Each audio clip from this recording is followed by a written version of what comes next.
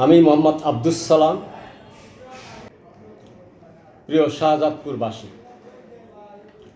বাংলাদেশ জাতীয়তাবাদী দল বিএনপি শাহজাদপুর উপজেলা শাখার পক্ষ থেকে পবিত্র ঈদ উল ফিতরের শুভেচ্ছা জানাচ্ছি। আমার রাজনৈতিক পরিচয় হচ্ছে, আমি 1980-র দশকে আমি ইউনিয়ন ছাত্র দলের সভাপতি থেকে দায়িত্ব নিয়ে আমি রাজনীতিতে আসি এবং 80-র দশক থেকেই অদ্যাবধি পর্যন্ত আমি বিএনপির রাজনীতির সঙ্গে জড়িত এবং 80-র দশক থেকে অদ্যাবধি পর্যন্ত বিভিন্ন দায়িত্বশীল পদে থেকে আমি দায়িত্ব পালন করে আসছি। আমি ইউনিয়ন ছাত্র দলের সভাপতি ছিলাম, আমি শাহজাদপুর সরকারি কলেজ শাখা ছাত্র দলের সভাপতি ছিলাম এবং শাহজাদপুর সরকারি কলেজ ছাত্র সংসদের নির্বাচিত সম্পাদক ছিলাম। আমি স্বেচ্ছাসেবক দলের আহ্বায়ক ছিলাম। আমি শাহজাদপুর উপজেলা যুব দলের ভাইস প্রেসিডেন্ট ছিলাম এবং নড়িয়া ইউনিয়ন বিএনপির আমি প্রায় 30 বছর আগে নড়িয়া ইউনিয়ন বিএনপির সভাপতি ছিলাম।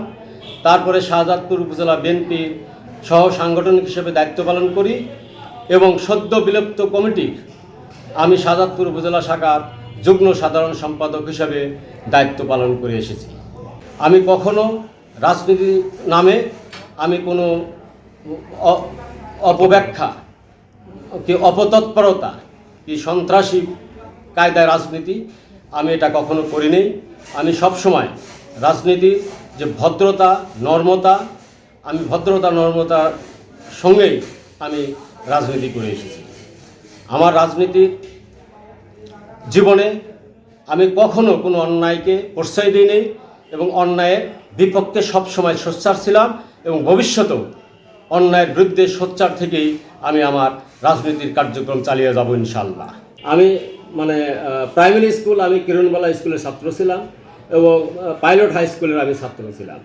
সেই পাইলট হাই স্কুলের ছাত্র অবস্থায় শহীদ প্রেসিডেন্ট জিয়াউর রহমান সাহেব শাহজাদপুর পাইলট হাই স্কুল মাঠ ময়দানে উনি আসেন এবং ওনার যে বক্তব্য, ওনার যে ভাষণ, সেগুলো আমাকে অনেক অনুপ্রেরণা যোগায়। এবং তারপরে আমাদের একজন সাবেক তৎকালীন একজন সাবেক ছাত্রনেতা ছিল, সাবেক তুকার ছাত্রনেতা ছিল এবং শাহজাদপুর উপজেলা বিএনপি উপজেলা ছাত্র দলকে যিনি অনেকাংশই এগিয়ে নিয়ে গিয়েছিলেন সেই সময়কার এক ছাত্রনেতা রফিকুল হায়দার পিটার, তার মাধ্যম দিয়েই আমার ছাত্র রাজনীতিতে আসা।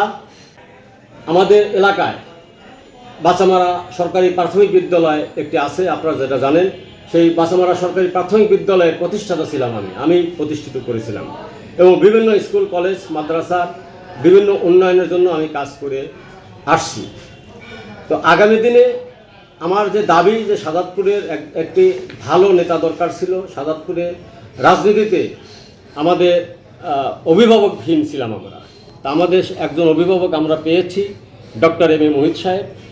ডক্টর এম এ মোহিত সাহেব অত্যন্ত জ্ঞানী মানুষ, উনি কলামিস্ট এবং উনি লেখক, উনি একাধারে প্রফেসর এবং চক্ষু বিশেষজ্ঞ ডক্টর। তো উনি যদি শাহজাদপুরের আগামী দিনে স্বচ্ছ রাজনীতি আনার জন্য উনি প্রতিশ্রুতি দিয়েছেন। ওনার এই আশায় আমরা শাহজাদপুরবাসী অত্যন্ত